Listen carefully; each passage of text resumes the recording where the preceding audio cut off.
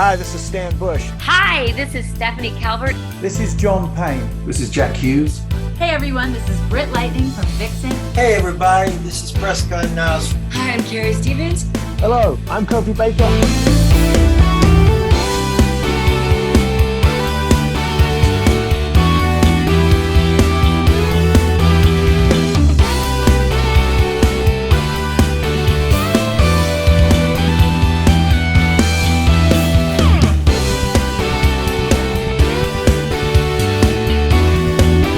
You're listening to Play That Rock and Roll.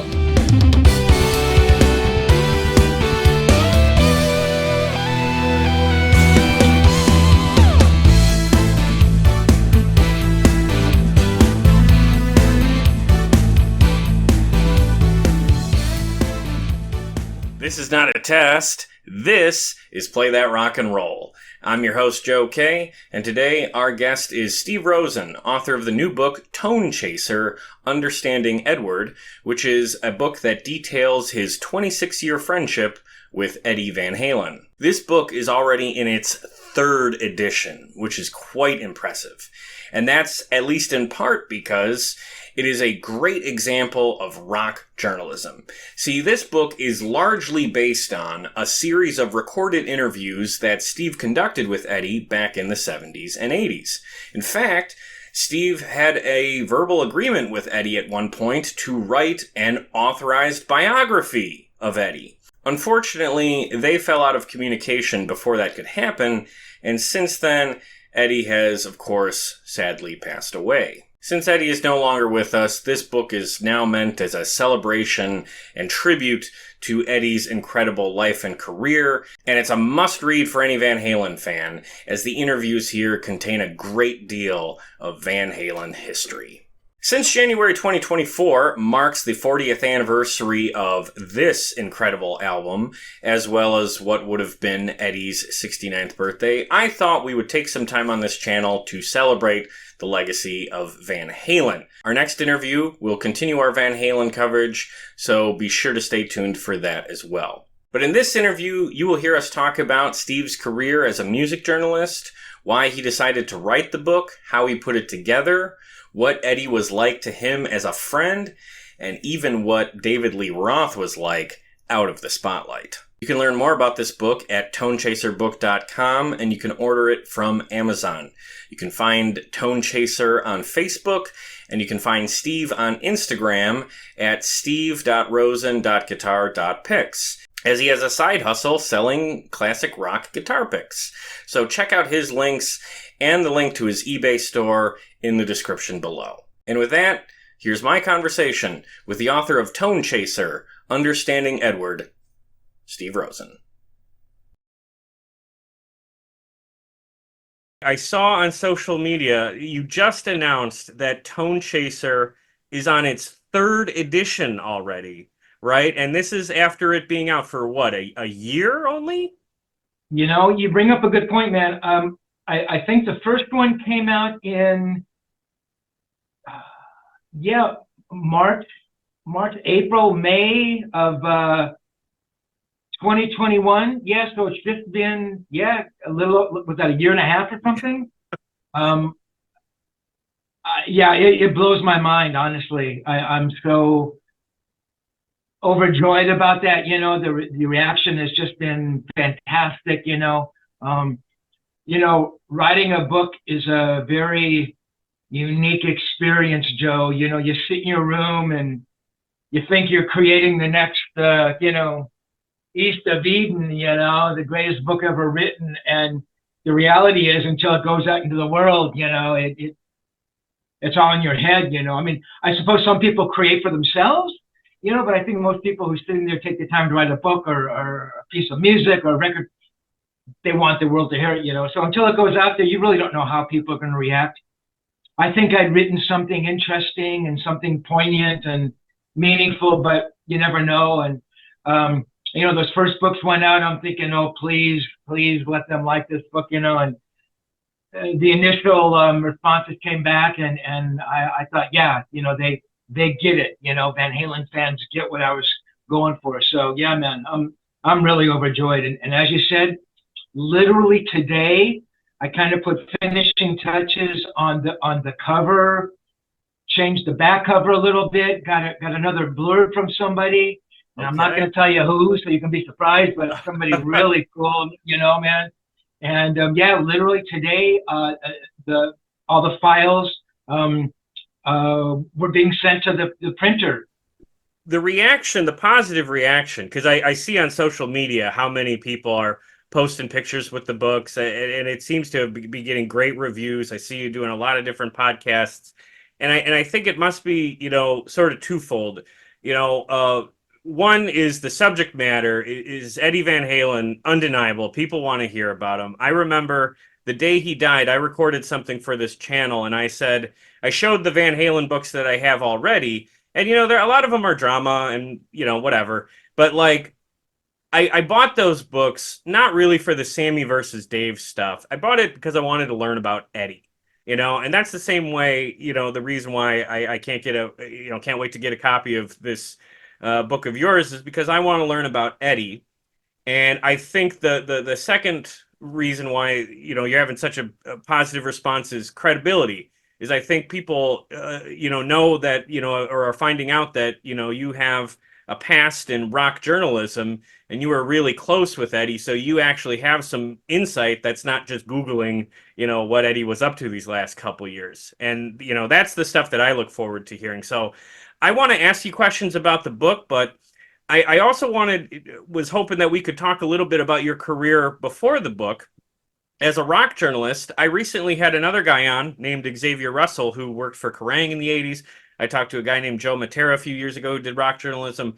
I like to highlight rock journalism on this channel because I have so much respect for it because it's the access point for fans like me to the artists that we love. So I know you wrote for Guitar Player and Guitar World. Take me back to those early days. How did you get yourself into that rock journalist industry? I always loved music. I was a guitar player, started playing guitar when I was very young. I was an avid reader. I loved to read, not just magazines, but books. I was always reading. Great writers. I was just always moved by that, in high school, I took a journalism 101 class. And I pitched to Mrs. Carpenter, the journalism teacher. I don't want to write about scholastic activities. I don't want to write about the girls' volleyball team. I want to write about music. And she said, well, that's never been done. I go, well, I want to go out there and review live shows and review records and things. She said, okay. I reached out to all these clubs and said, look, I'm the music editor for my high school newspaper, the Culver City Centurion. And, there's 1,700 students there, and all of them are potential, people who would come into your club. I'd love to review the shows. And all these clubs were so responsive, man. They said, sure, just let us know when you want to come down and give us a shout. So I started going to the Whiskey, this is 71, the year I graduated, so I was going to the Whiskey and the Troubadour, club called the Golden Bear, which is down south of where I lived in LA, down in Huntington Beach. There was a club called the Ice House out in Pasadena, which was probably not far from where Edward would ultimately be living, and I was just going to these clubs and just seeing these amazing shows and reviewing them, and the next day after a review would come out, people come up and go, oh, I read your review, man. Oh, that's so cool, and that was it for me. Yeah, I mean, girls who had never talked to me before go, oh, you write for the newspaper. I go, all right, there's something cool here, I mean, certainly that was part of it. I mean, I really did love seeing sort of like the stories in print. Fast forward, I started, sending out reviews and things to local papers, the LA Free Press, and finally got like a live review printed in the LA Free Press, which is a really hip underground newspaper at the time. And then you kind of use that as a springboard. I went to Europe with a buddy after high school and did like the Jack Kerouac on the road thing. We hitchhiked around, And I had gotten names of publicists for bands and stuff. And the first interview I ever did, and this is late '72, was Joe Cocker. The first interview I ever did, man. And I mean, I was terrified. I mean, I was a monster Cocker fan, and here I am, this nobody, and I'm walking in, and there's Joe Cocker, and what the hell do I ask Joe Cocker? I mean, I wasn't prepared for anything like that, you know. And it grew from there, and I came back and was introduced to the editor of Guitar Player, Jim Crockett, by this very sweet woman, Lydia Woltag, who worked at a publicity company called Gibson and Stromberg. They were like the first rock and roll publicity company. You know, there weren't like, you know, tons of publicists doing publicity for bands. It just wasn't an industry yet.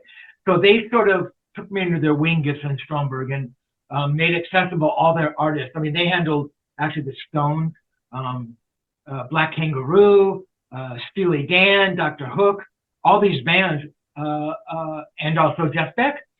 So I'm in their office one day, and she says, "Do you want to interview Jeff Beck?"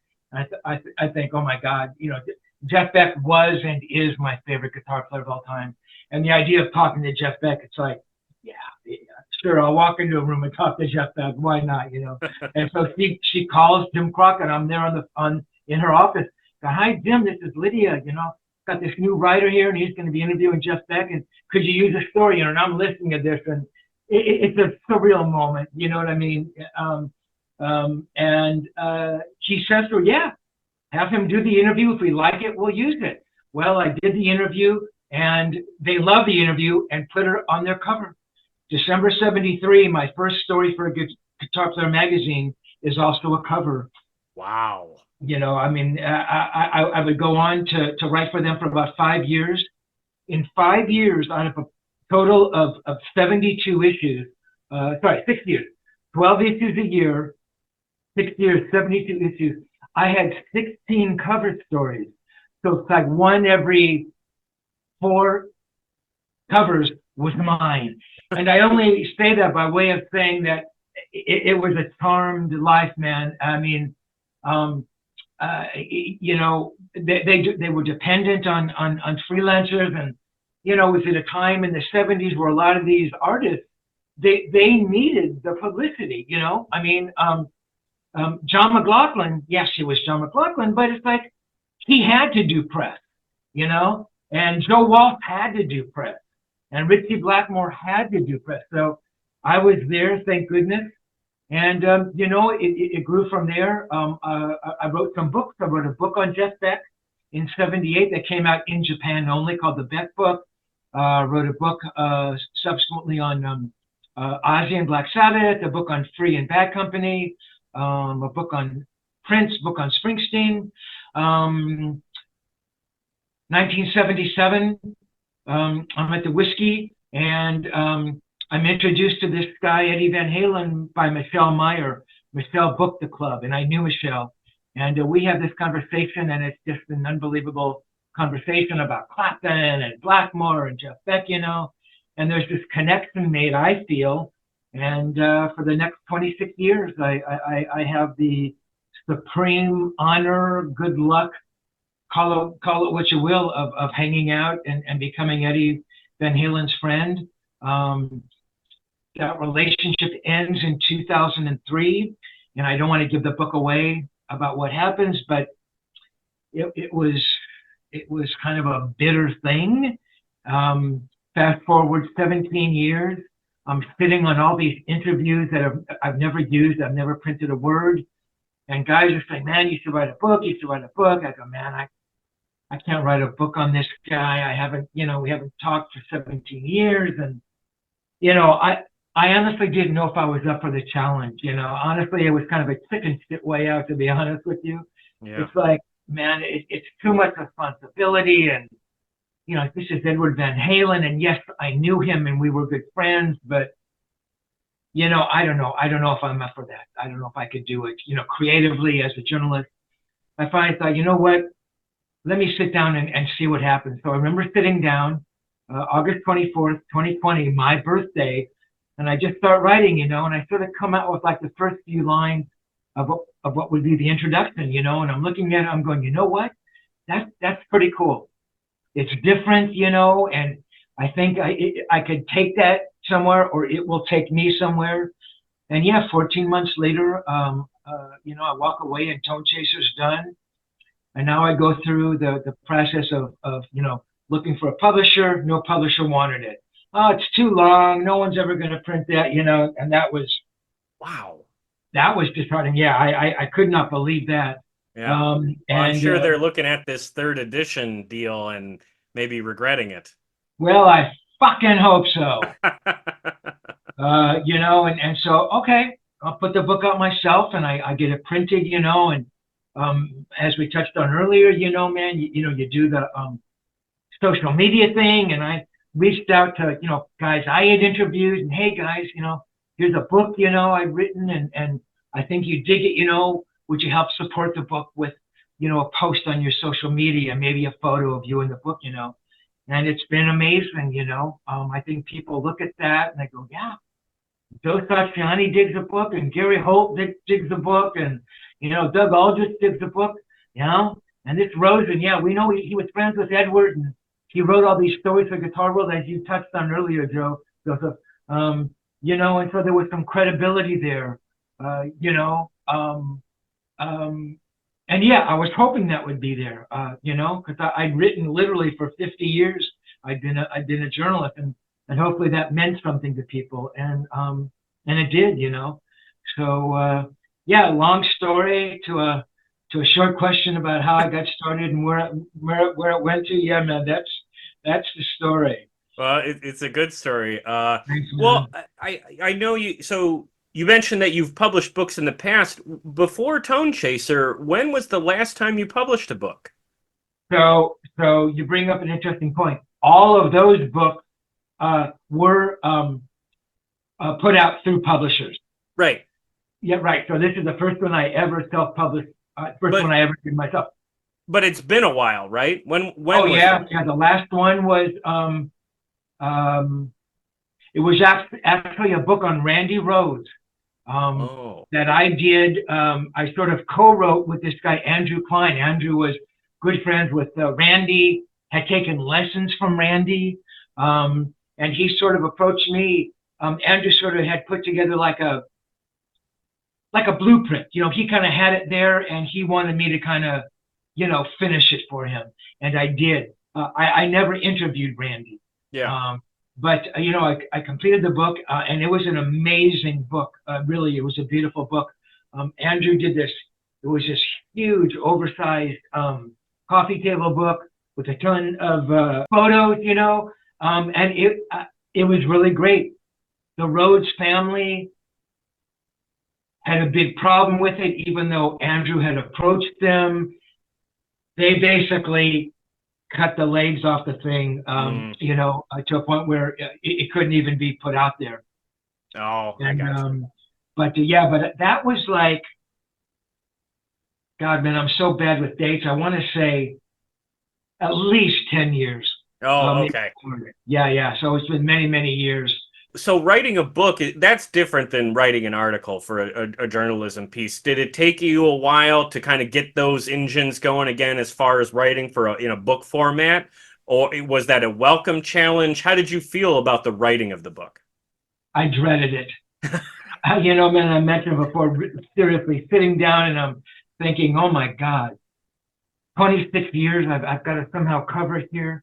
But in sort of answer to the first part of your question, I really haven't been writing at all. I kind of slowly retired from any magazine stuff. It's probably been about 4 or 5 years. So yeah, man, those muscles go weak. And you know, the thing about an article is 2,000 words, whereas, you know, you're looking at, I'm thinking it's 125,000 words. That's the length typically of those books. So it's an immensely huge undertaking. And beyond that, you know, you got to be kind of like, you have to be like a really good writer for 125,000 words, you know. Right. 2,000 words, yeah, I can be good for 2,000 words, but words 3,000 and 4,000, who the hell knows? Let me backtrack real quickly. in 1985, I was going to write Edward's authorized biography. So we had been friends at that point for about 9 years, 10 years. 9 years. Yeah. I said, Edward, look, man, writers are going to come after you. They're going to want to write your life story. I want to be the person to do that. He goes, yeah, of course it would be you. Who else could do that, you know? And to have him say that was like, oh my God, you know, he trusted me that much to do that. So I started interviewing, musicians he had played with. This is pre the Van Halen lineup we know, guys who were promoting shows with the band back in Pasadena. Oh, friends, okay. Yeah. Tex, everybody. Because I was, I wanted to put all that stuff together. Well, that book obviously never happened. Right. So I had all these interviews. So now it was just kind of like, going through everything. And I had all the interviews I'd done with Edward. So it was kind of chronicling them, putting them in the proper order, because a lot of those cassettes would say Edward Van Halen, but there was no date on them. Oh. So and I thought I was so much better than I was at doing that stuff. I thought, dude, what was your problem? Yeah. How could you not put the date of an interview? So I'd listen to, we'd be talking, and they'd go, yeah, man. And when we did the Fair Warning tour last year, I'm going, Fair Warning tour came out, last year. I go, there, so I knew that was, whatever that year was, 83, 82. Sure. So I had to, put these pieces together. It was really kind of finding the bits and pieces, and hopefully being led by them. And again, after I wrote that literally the first paragraph in the introduction, where I referenced, that was my point, where I referenced this original book. And I said something like, well, you're reading this book now because you're not reading the book that should have been back then. And I'm paraphrasing, but I thought it was kind of clever and kind of inside and a little bit different for an opening sentence, which I wanted. I wanted the opening sentence to be cool and draw you in. And I just kind of followed that, and I found that voice. I found who I was supposed to be in writing this book, that voice. And I could sort of now, I'm almost another character, even though I'm me writing it. I'm this character, Steve Rosen, writing this book. And I can kind of look at him and go, no, he wouldn't say that. No, he wouldn't say it that way. Come on, man, you can do a better job than that. This Rosen guy's a smart guy. You know what I mean? Yeah. I can kind of look at it from the outside a little bit. So, but it was hard. It was really hard. And 6 weeks after I began the book, in October 2021, Edward passes away, right? So now I'm thinking, oh my God, what do I do now? The last thing on this planet I wanted anybody to ever think was, oh, well, yeah, he's writing the book because Edward passed away, and he's going to cast him, and even the term makes me sick to my stomach. Right. Which is why I tried to make a point early on in social media that I did begin the book before Edward's passing, but still he passed, and I'm thinking, my God, do I stop now, and what do I do? And by then I'd probably written, I don't know, man, 3 or 4 chapters, and I thought I had something really worthwhile, something really good. And I just kept going. I thought, you know what? If for nobody else than me, I have to see the end of the book. And at the end of the book, if my feelings are such that, I can't put the book out there because I couldn't take people coming back on me, or maybe it didn't come out as good as I thought it was, then okay, I can say that I wrote the book. You know what I mean? But at the end of the day, I'm really happy that I did keep going and I did put the book out. I think it fills in a lot of those spots of Edward as a person that people didn't know about, I mean, I wouldn't have known if I hadn't spent so much time with him, and that he had insecurities. The greatest guitar player on the planet, in the biggest band in the world with more talent than any 100 guitar players and money and looks and a beautiful wife and car. He was insecure, man. He got sad on some days, you know? And by me talking about those and writing about those moments, I think they say so much about the guy, you know? More than if I was asking him for the 100th time, well, what was that yellow and black guitar you used, Ed? And why did you, you know, boil your string? Which is intriguing. And yes, it's amazing as part of the lore of Edward Van Halen, but doesn't really tell us much about the human being, you know? Had I not brought all of those pieces forward, I really believed I would have been lying, not only to myself, but to those people who were maybe expecting a certain kind of book with me, maybe people who knew me from the Guitar World stories and that I was friends with Edward. And I would have been lying to, you know, without getting too, you know, heavy about it, I would have been lying to, you know, the spirit of Edward as well. Yeah. So I would hate to hear someone accuse you of cashing in or whatever either, because I see it as a celebration, you know, of someone who isn't with us anymore. And that helps keep his music and legacy alive. It helps give fans insight into, you know, the artists that they love and want to learn about. You knew Eddie on an individual basis, and like you said, you know, your friendship with him, you know, ended in a way that I'm sure you know, wished went differently. But in the early years, when things were going well, when you were having a good time with them on a one-on-one basis, how would you describe him as a friend? What was he like to you as a friend? he was a teacher.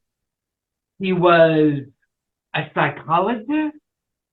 He was a support system for me. I am riddled with insecurities and, oh my God, are they going to like my book? And what are they going to think? And oh my God, that paragraph's the worst thing I've ever read. I've got to rewrite that. And you know, I tried not to bring that out when I was hanging out with him, but you know, you feel comfortable around somebody. It's just the way it happens. You know somebody, right. All of those parts, you know, are revealed, you know, and you know, that would come out once in a while, and every single time, I mean, he would just be so patient, you know. We talked once, and he asked me how old I was, and I think I was, I don't know, 32 or 34 at the time. And I said, oh man, I'm, you know, older than, you know, the earth, you know, which I felt at the time. And he goes, no, how old are you? I go, dude, I am so old. He goes, how old are you? I go, I'm 34. He goes, no, I'm 32. And I say, yeah, but look what you've done in your lifetime, you know? And not that I was trying to compare myself to him, but, you know, you're around somebody like that who's so extraordinarily gifted and successful, you know, it just came out as jealousy. And not that I even had the right to be jealous of him because he was such an amazing guy. But, you know, it came out. You know, it's like I wanted to be, you know, I wanted to be John Steinbeck. Yeah. You know, and so that's kind of what came out, you know. Actually, when I was 34, I was actually, you know, I was doing really well. I was writing for a lot of magazines. But, you know, I compare him to Ed, and what I wanted to be a guitar player in a rock and roll band. Right? That was my first love. I wanted to be a songwriter, and I wanted to play guitar in a band. And, you know, here I am every day, and I look at him, and I think, oh, my God.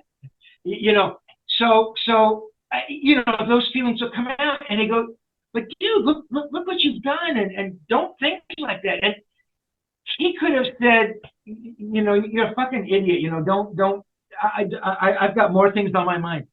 He could have said something like that, and one, it would have pushed me, but two, he just never even got close to saying those things, you know? So in answer to your question, man, I think what it comes down to is respect and trust. Yeah. Obviously, I had extraordinary respect for him, and I trusted him, and I think he trusted me not to write about things he didn't want me to write about, or he could tell me things, and he respected me. And to Edward, man, respect was huge. I could say to him, Ed, that solo on Women's Shoulder First, it wasn't very good. And he might have gotten mad about it, but it wouldn't have meant anything. But if I somehow disrespected him or demeaned the art, that's something else.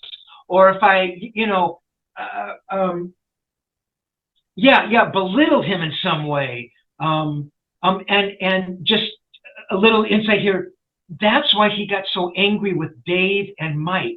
It wasn't what they did physically or as bass players or singers or lyricists. Dave would go off on vacation for 2 weeks when he was supposed to be back in the studio, work with Ed. To Ed, that's absolute disrespect for the art. And for Ed, it was almost an unforgivable sin. And he wanted Mike to maybe practice a little more and work a little harder, And when Mike didn't do that, it was disrespect. It had nothing to do with Mike as a bass player or what he was playing or Dave as a singer. That was never part of it, And once you disrespected Ed, man, it was really hard to kind of erase that black mark, So, a long answer again, man. He was just he was somebody I could go to with my problems. He was fun. He was invariably upbeat. He was an amazing friend, man. The guy was, I trusted him. So, well, that's just so great to hear. I mean, I think that's the kind of stuff that fans want to hear about, their heroes. But it's interesting you say the thing about the disrespect for the art, because it just reminds me of one of the 100 Van Halen documentaries that VH1 aired, back in the in the 2000s, where they were talking about why Sammy left the band too, and it came down to Sammy didn't want to record when Eddie wanted to record, and I remember an interview where he said, "Hey, it is about the music. This is my life. This is all I care about," and it just sort of echoes what you're telling me here. So I find that fascinating. But since you brought up Dave, I just got to ask, because I know you were around him, a little bit too. And Diamond Dave is one of the few guys that never has. Maybe you saw this side of him. He always seems to be in character. He seems to live the gimmick. I don't think I've ever seen an interview where he's not in showbiz Diamond Dave mode. Did you ever see him when that side was, tuned down, or was he just always on? So I knew Dave, very peripherally. I mean, I would run into Dave once in a while. Van Halen would have these huge pre-production rehearsals. They'd rent out one of the huge sound stages at, Paramount Pictures out here or SIR. And it'd be a big sort of an open rehearsal for friends and stuff. Prior to a tour. And I remember running into Dave a couple times during those pre-production rehearsals, and he was a little toned down, but he was still Diamond Dave. The only time I suppose I could ever see Dave when he was a little more just being David Lee Roth, I ran into Dave at the Country Club, which is a club out here. It's a rock and roll club, bands played. And Billy Sheehan's band was playing. And Dave was there checking out Billy Sheehan. So it was right around that era. Oh, okay. Right. So I think Dave had already left the band. And I ran into Dave and we started talking. And oh, how I wish I had had a cassette player. Because I knew that when I told Edward that I ran into Dave, that Edward was going to say, "What do you say?" Because again, what goes that thing about Edward, he wanted to know about what Dave was doing, and he wanted to know about the band that Dave was putting together, and he knew Billy Sheehan was playing in the band. He was a big fan of Billy's, and he knew how good Billy was, and Dave is not a stupid guy by any stretch of the imagination. Mm-hmm. Dave putting that band together with Billy and Steve Vai. Genius. Yeah. Right. Exactly.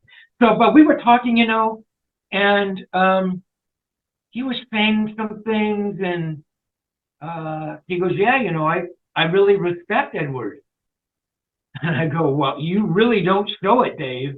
And I was being like, almost confrontational, not really trying to be, but Yeah. it's the truth, And he goes, well, yeah, I do, And but that was honestly, that was one of those moments where it was, because I think Dave was maybe, look, I don't know, but the fact that I was maybe a little in his face, because I can't imagine too many people got in Dave's face, I thought maybe, for him it was like, well, I have to really sort of confront this guy and be honest and put my honest face forward. But that was about the only time. Oh. And I think at a point in time, look, that worked great for the band, obviously. Some people call Dave the greatest frontman of all time. They were an extraordinarily successful band, so who am I to say otherwise? Yeah. But I think at a point in time, Edward kind of wanted to strip that facade away and just kind of get down to work. And I'm sure Dave was certainly much more normal Dave when he was working on the music. But again, Edward would come up with these riffs and present the music to Dave. I don't know, and I wish I had asked Edward more about this. I don't even know if Edward was even in the studio when Dave was cutting vocals. Oh, interesting. Right? Because that was all Ted Templeman, right? Ted was Dave's guy. Yeah. Ted always defaulted to Dave. And so, Ted was there, obviously. But I don't know if Edward was ever there. I mean, he told me famously once, and it's in the book, he doesn't have any clue what the lyrics were. He never knew what Dave was writing about. I thought, wow, that's pretty unbelievable. Well, I know when Dave left the band, Eddie stepped up in more of a prominent role in the direction of the band. Yeah. So in the last 20 years, there have been a number of books that are Van Halen centric, and I'm sure you've a couple of been in front of you over the years, but one that really stands out to me, and I wonder about your thoughts on this too, because what we mentioned about how things with you and Eddie ended. Sammy's memoir from 2010 came out, and it really painted Eddie in a bad light for a good chunk of that book. And it was, at least for me as a fan, a total shock. It seemed to come out of left field. I wasn't following the band very closely back then. And, in the years since, Sammy said he regretted writing it like that, but he, also didn't lie. I mean, these were his feelings at the time. When those headlines hit in 2010, how did you react to that? Did that bring back memories of how things ended with you and Ed? I mean, do you think something happened with him where he changed? How did you respond to that? I did read Sammy's book. I don't think I read it. I'm trying to remember. I don't think I read it until later, after it initially came out. I must say that I do recognize some of those moments, those types of moments that Sammy was talking about. I recognize some of that, and you touched on it earlier. I mean, it took me 580 pages to try to understand Edward and to understand how and why he changed. I mean, I recognized it, man, by the early 90s. I could tell that Edward was changing, and I could not, and I think I still cannot pinpoint exactly what was happening, but I think it was a confluence of things that would ultimately kind of come together, sort of at the end of our relationship, 2003. There was that period shortly after that when Edward was really bad, and he had the samurai thing. Yep. And, oh God, I see those pictures. It's hard to look at. Really hard to look at, but in 2000 he was diagnosed, he was very sick, right? And the marriage wasn't going well. And I don't know if the band still had the deal on Warner's. They might have been off Warner's by then. The band itself was in turmoil. So, and the drug thing. So I don't know, man, all those things come together. Some people said, well, man, the managers at the time didn't want Edward hanging out with you anymore. I do not know. All I know is he did change, and he turned into a different person. Yeah, that's unfortunate. I remember in more recent years, Sammy's really put all the blame on some manager that came in and he said broke up the band, that kind of thing. I forget the guy's name, but in any case, Eddie is of course no longer with us, tragically, but his son Wolfgang has sort of emerged as a player in the music industry, and he's got 2 albums out. He's touring, and I also noticed very active on social media and seems to be paying attention to what's going on. And I wonder, have you heard anything from Wolfie about the book? Is this a project that he was interested in at all, or is he a little more closed off about it? I have never spoken to Wolf. I have never heard from Wolf. In the book, there's a chapter which I title "Wolf at the Door," about Edward and Valerie having Wolf, and a conversation I had with Edward, and it's probably the very first time, well, almost positive that Edward ever had the conversation with a writer about his son. Wow. Yeah. So Wolf, I think, was 9 or 11 at the time, and he's talking about teaching Wolf how to play drums in 3 minutes, which I totally believe. Yeah. And he plays me this thing, over the phone, and it sounds like John Bonham. I go, "Who's that?" He goes, "That's Wolf. That's my son." I taught him, And anyway, that story is a pretty amazing story, and I bring that up because part of me has wanted to reach out. I guess I'm just afraid or wary that somehow Wolf, I think he's probably heard about the book, Mm-hmm. I'm guessing he's probably seen it somewhere. Mm-hmm. I doubt if he's ever read it. Mm-hmm. There's some personal moments in there, not about him specifically, but Of course. about his dad. And I would hope that he would understand why those bits are in there and why I wrote about them. And I tried to be as honest about myself as well, but then there's part of me that thinks he would somehow think I was taking advantage of the legacy of his dad and, say some mean things about me or the book, and honestly, I just couldn't deal with that. So Yeah. I just kind of, I wish it was different. And I really do. I mean, I would love to sit down and have a cup of coffee with the guy. Look, if he said, or if I could reach out and said, "Look, man, leave my book out of it. I met your dad in 1977. Obviously I knew your dad before you did, Wolf, and I knew him at a time when you didn't. And I could tell you some things about him. I could tell you what the dad was like on that first tour, the second tour, and he was king of the world. And he was just the most remarkable person who lived. I would love to have that conversation with him, but maybe someday. Yeah. So if you're listening, I love you and I loved your dad, and let's be friends. Yeah. I would hope for you that you get a chance to do that too, because like I said earlier, I think this project comes from a very obvious place of love and affection. I think books like these are really important for music history, because when an artist passes away, it's my philosophy that it's up to fans and people like yourself as a journalist who help keep legacy and music alive. And just seeing the reaction of readers online has been so cool to see. So I'm happy for you. I can't wait to read this book. Congrats on all the success, man. I'm so happy to see that for you. Thank you very much, Joseph. That means a lot. I really appreciate it. Okay. Well, before we get out of here, let's talk about where fans can find you online and what you are up to beyond TONECHASER.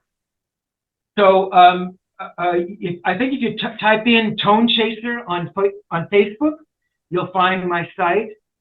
My Instagram name is at Steve.Rosen.guitar.picks. And along those lines, I also sell guitar picks, collectible guitar picks on eBay. If anybody's interested in picks from Edward or Metallica or AC/DC, I got all those picks. And if you type in like Spirit Nation Picks on eBay. You can find me. The book, as has been mentioned, is in its third edition. That third edition is being printed as we speak. Fingers crossed. Those books arrive middle of Q1 2024. So I'm hoping, mid-February, late February. But it could be later. So if they don't show up until March or April, don't anybody scream. For those of you who have placed pre-orders, and the only place to place a pre-order at this point is on my website, TONECHASERbook.com. One word, TONECHASERbook.com. And excuse me. In terms of pricing, I've tried to keep the price the same as a second edition, which I've done, and the shipping is the same. So go check out the site, and there's some fun, pretty cool pictures up there of me and some of these other rock and roll folks I've interviewed. And the third edition is gonna be cool. New cover, new back cover, some very cool new blurbs, some more photos, rarely seen, and a couple of them, according to the photographers, have never been published, never circulated. So that's gonna be cool. Some little graphic design color changes inside, which I think people would dig. And I worked really hard on the graphics and everything and putting it together. And it's finally gone off to the printers, and let's hope that they do their gig and the books show up on time. Right. That is so good to hear. I will post a link to the pre-order link in the description below. I'll post a link to the eBay store in the description below.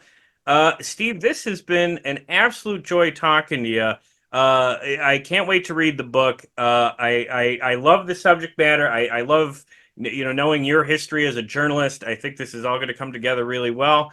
And I guess to play us on out of here, what would you say are, it can be any number between 1 and 5 of some of your absolute Van Halen songs?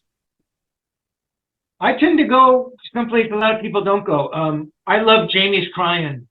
It's one of the early tracks. There you go. Where Ed actually plays a rhythm guitar part behind it. That whole first record, right, is the trio playing live. So Ed's playing rhythm, and then he goes in that solo, and there's no rhythm there, which is cool. But Jamie's Crying, it kind of shows the early indications of Edward as an orchestrator, layering guitar parts.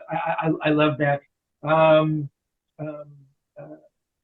I'm the One, which guitar players will tell you is maybe the hardest song to cop from Edward, and it's his feel, because he had that loping kind of groove thing, that shuffle thing, even when he was playing straight.